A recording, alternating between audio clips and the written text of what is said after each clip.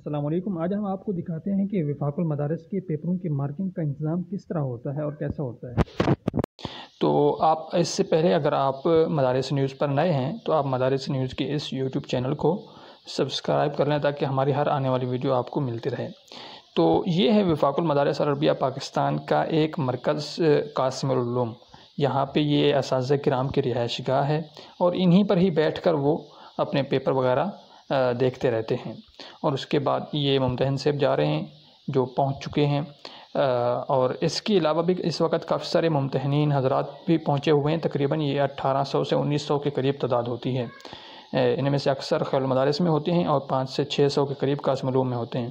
اور یہ دوسرا ایک کمرہ ہے، اس میں 4 پائیاں رکھی گئی ہیں، یہ بھی ممتحنین حضرات کے لیے ہیں۔ تو یہ ایک سیٹ اپ ہے۔ اور اس کے علاوہ یہ دیکھیں صفائی کا کتنا نظام ہے، باقاعدہ یہاں پہ طلباء کرام پہلے سے موجود ہوتے ہیں جو صفائیاں کرتے رہتے ہیں۔ 2 دن پہلے صفائی شروع ہو جاتی ہے۔ اب یہ دیکھیں کتنے نظم و نسق کے ساتھ یہ طلباء کرام بستروں کو جوڑ رہے ہیں۔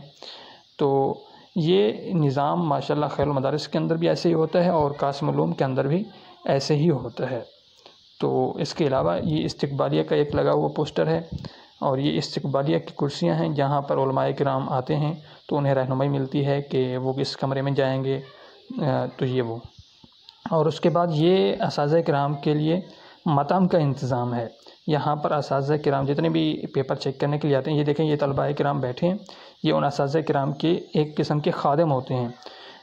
تو ابھی چونکہ اساتذہ کرام پہنچنے والے ہیں اور کچھ پہنچ چکے ہیں، تو اس سلسلے میں یہ انتظامات آپ دیکھ رہے ہیں۔